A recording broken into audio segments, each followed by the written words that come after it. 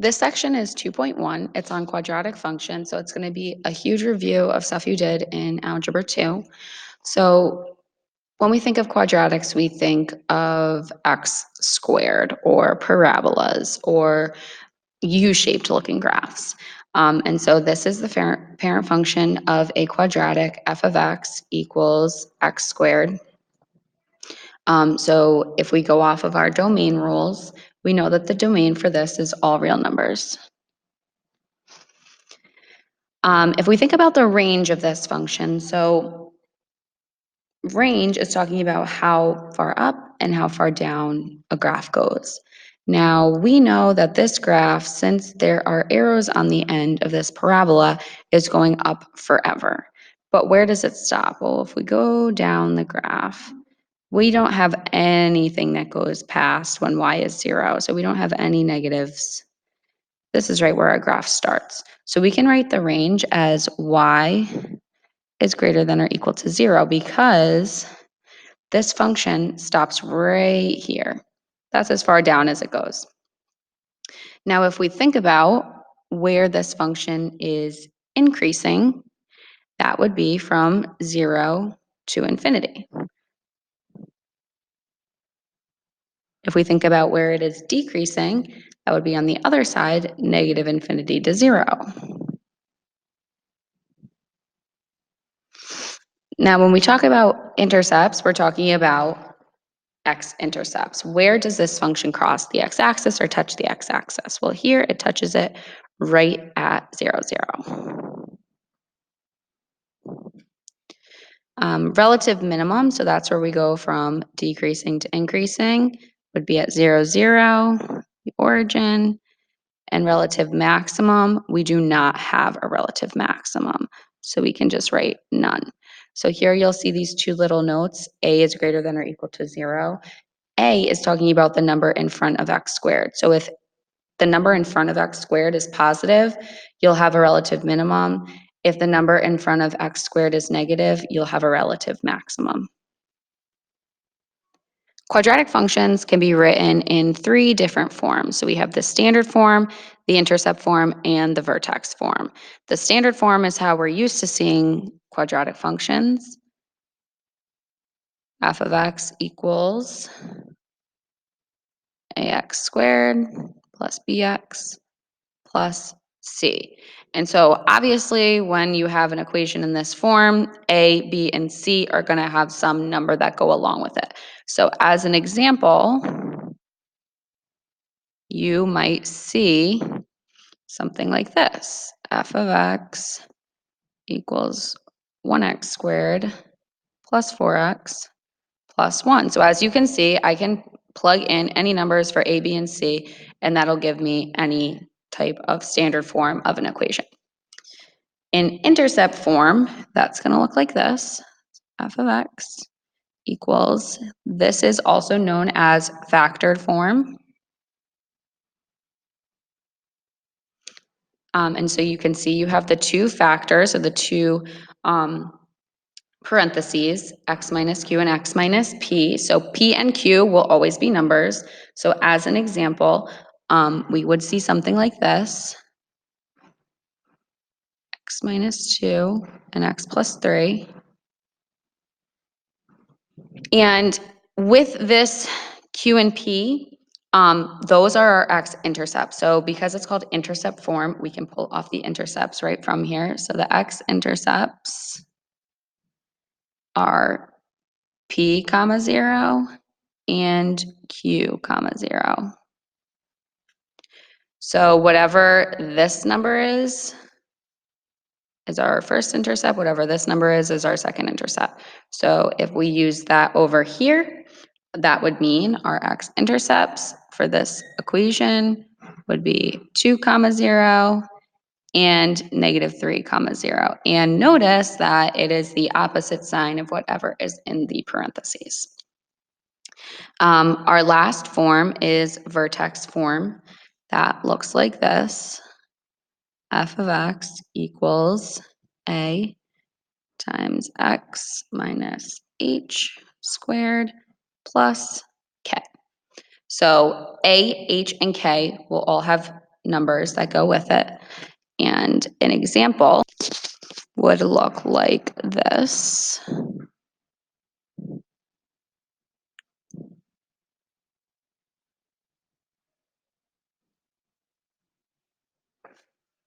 So 2 times x minus 1 squared plus 4. So notice A, H, and K all have numbers to them.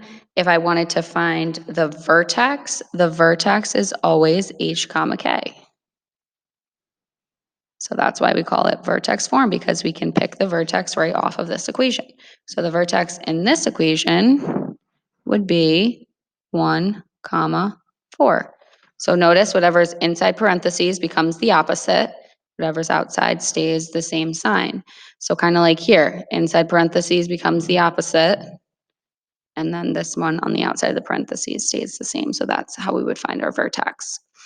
Now, if we think about our standard form of an equation, you can find the vertex from that standard form. It doesn't have to be in vertex form, and there is a formula that's going to go with that. So that formula is x equals negative b over 2a. B is the number in front of x, a is the number in front of x squared. So when you find the x coordinate, you'll get x equals some number. And then to find the y coordinate of the vertex, you plug back in x, you plug in whatever x you get here and solve for y. So you plug in x and solve for y.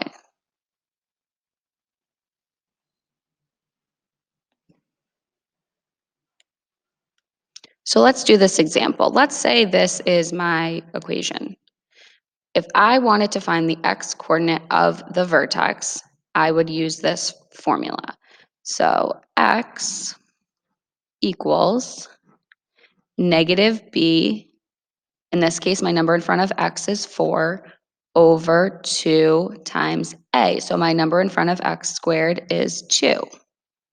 So I would get negative 4 over 4, which equals negative 1.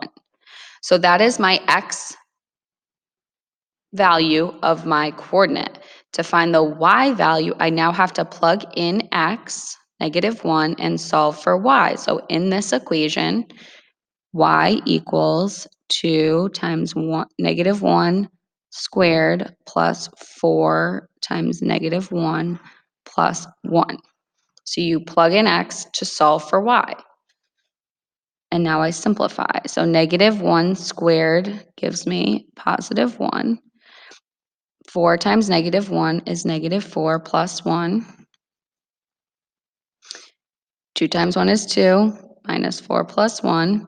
So that means my y would equal 2 minus 4, which is negative 2, plus 1, which is negative 1. So my vertex would be negative 1, negative 1. And that's how you would find the vertex. Now, to find x-intercepts in standard form, because you don't need it to be an intercept form to get your x-intercepts, there's 3 ways you can do that. You can factor, you can use the quadratic formula, or you can solve by square roots. These are all methods that you saw in Algebra 2, and we're going to go over a couple of them. So here I've provided a YouTube video for you to watch if you kind of forget a little bit about factoring. So if you want to watch this video and do this example, you can feel free. Also on the cheat sheet I gave you, I have show you another example, so you can feel free to copy that down if you would like. But I'm going to do 2 of these with you as well. So if we take a look at this first one, anytime it asks you to factor, you have to make sure that all of your numbers and x's are on one side of the equal sign and that the expression is equal to 0. So in this case, it's not equal to 0. So we need to move over this minus 2. So we're going to start by adding 2 to both sides. So we get x squared minus 10 plus 24 equals 0. And at this point, now we can start to factor. So that's where you draw the two parentheses. And because this is 1x squared, we're going to start by putting an x and an x.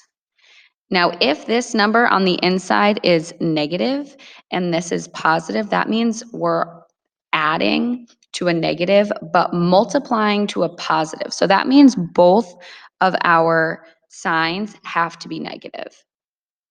And now we need to start thinking of the factors of 24. So thinking about it, 1 and 24, 2 and 12, 6 and 4, 6 and 4 add to equal 10.